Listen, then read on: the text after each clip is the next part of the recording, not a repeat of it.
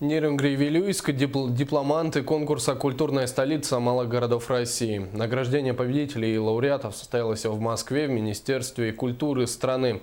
За что два города Якутии удостоились наград, смотрите в нашем следующем материале.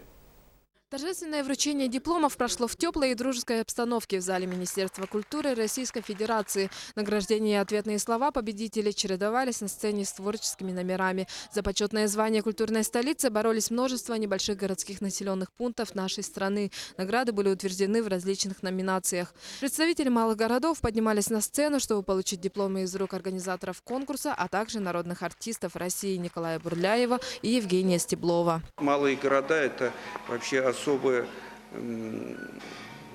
цивилизация, я бы сказал, в России.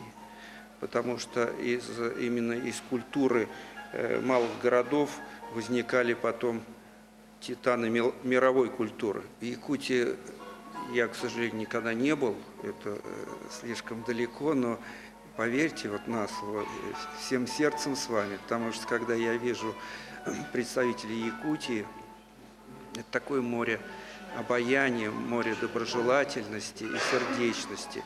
И на это не отозваться нельзя.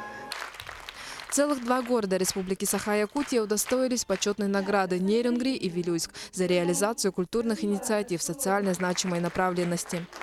Все лето работали, готовили доконкурсные материалы, готовили тексты, слайды и видеоматериалы отправили.